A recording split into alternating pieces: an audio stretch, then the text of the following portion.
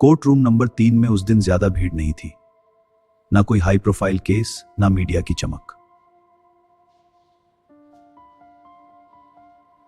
बस दो लोग बैठे थे, एक दूसरे के सामने नहीं, बल्कि एक दूसरे से थोड़ा हटकर। अदिति और रोहन। कागजों में लिखा था डिवोर्स पिटिशन, म्यूचुअल कंसेंट। लेकिन जो चीज कागजों में नहीं लिखी जा सकती, वो थी उनकी आंखों की थकान। जज ने फाइल पलटी, सामान्य सवाल पूछे, आवाज सपाट थी। आप दोनों तलाक क्यों चाहते हैं? कोर्ट को वजह चाहिए थी, लेकिन सच कोर्ट में कभी पूरा नहीं बोला जाता। Compatibility issues my Lord. Rohan ने सिर हिला दिया।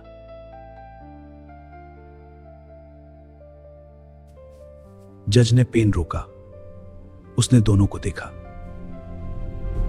वो सालों से फैमिली कोर्ट में बैठ रहा था। उसे पता था, जब वजह इतनी छोटी लगती है तो कहानी बहुत बड़ी होती है। क्योंकि तलाक कभी अचानक नहीं होता, वो धीरे धीरे बनता है। अदिति और रोहन की शादी 5 साल पहले हुई थी। अरेंज मैरिज, पर मजबूरी वाली नहीं। मैं ज्यादा बातूनी नहीं हूं। पहली मुलाकात में रोहन ने हंसकर कहा था, मैं ज्यादा बातूनी नहीं हूं। कोई बात नहीं था, मैं ज्यादा बोल लेती हूँ।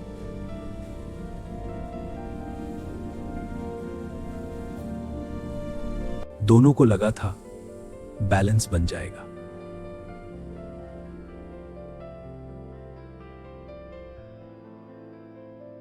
शादी के पहले साल में सब ठीक था। नया घर, नए रिश्ते, नई उम्मीदें।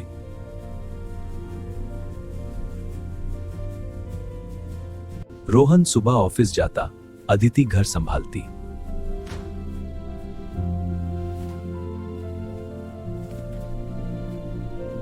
सबको लगता था परफेक्ट कपल।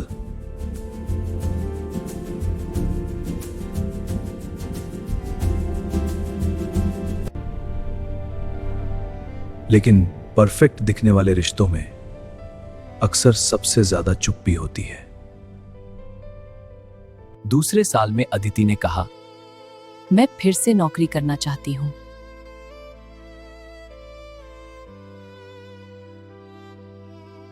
रोहन ने कहा, देखते हैं।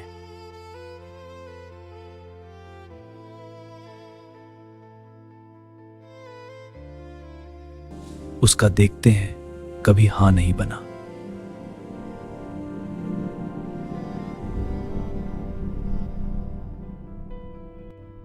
वो विरोध नहीं कर रहा था, बस टाल रहा था।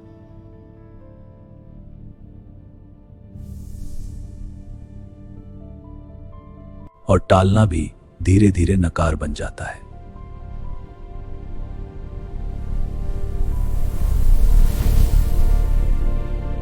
अदिति ने खुद को समझाया, शायद अभी सही समय नहीं।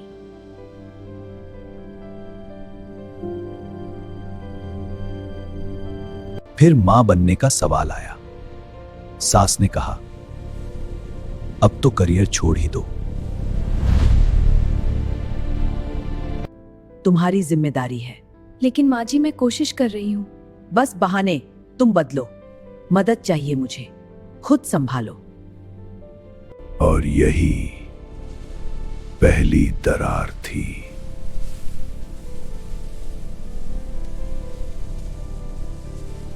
क्योंकि रिश्तों में सबसे गहरी चोट बातों से नहीं, चुप्पी से लगती है। रोहन बुरा आदमी नहीं था।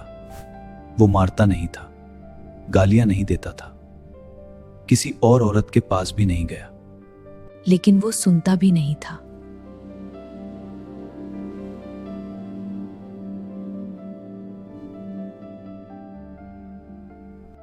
उसके लिए घर सिर्फ आराम की जगह थी।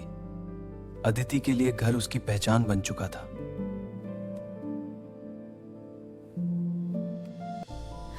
तीसरे साल में अदिति ने बोलना कम कर दिया। रोहन को लगा सब ठीक है, पर सच ये था, अदिति अंदर से हट रही थी। साइकोलॉजी कहती है रिश्ता तब नहीं टूटता जब लोग लड़ते हैं, रिश्ता तब टूटता है जब एक इंसान लड़ना भी छोड़ देता है। एक रात अदिति ने कहा, तुम मुझसे खुश हो? रोहन ने कहा, हां, क्यों? वो क्यों उसके सवाल का जवाब नहीं था। धीरे धीरे बात सिर्फ जरूरत की रह गई।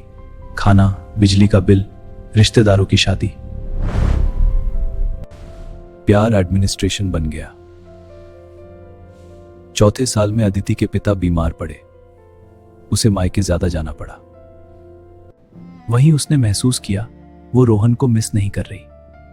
और यही सबसे डरावना एहसास होता है, जब रिश्ता हो पर उसकी कमी महसूस ना हो। रोहन ने सोचा शायद उसे स्पेस चाहिए। एक दिन अदिति ने साफ कहा, मैं इस रिश्ते में घुट रही हूं। रोहन ने कहा, मैंने क्या गलत किया? और यही सवाल कई रिश्तों को खत्म कर देता है, क्योंकि कई बार गलत कुछ किया नहीं जाता, बस सही किया ही नहीं जाता।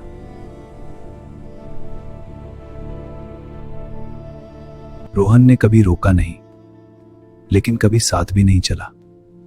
कभी मारा नहीं, लेकिन कभी पकड़ा भी नहीं।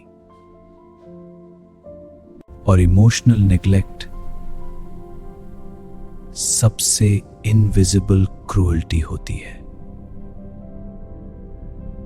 तलाक की बात धीरे धीरे आई। न कोई धमाका, न कोई रोना धोना, बस थकान। कोर्ट में बैठे हुए अदिति सोच रही थी और रोहन सोच रहा था। क्या आप दोनों रिकंसिलिएशन चाहते हैं? जज ने आखिरी बार पूछा।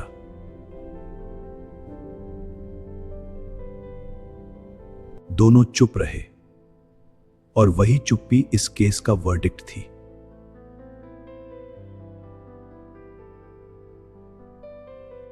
जज ने दस्तखत किए। Divorce granted.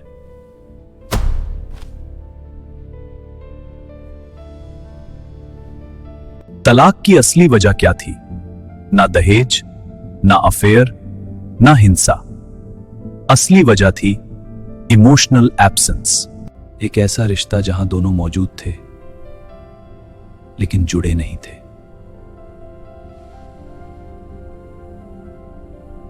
तलाक ज्यादातर एक दिन का फैसला नहीं होता, वो रोज रोज के अनसुने पलों का नतीजा होता है।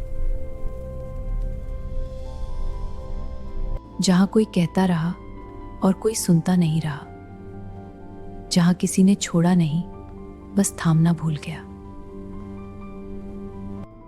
अगर आप ये कहानी सुन रहे हैं तो खुद से पूछिए, क्या आपके रिश्ते में भी सब ठीक दिखता है, लेकिन अंदर कुछ खाली है?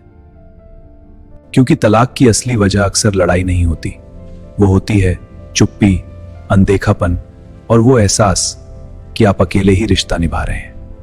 और फैमिली कोर्ट सिर्फ कागजों पर फैसला सुनाती है।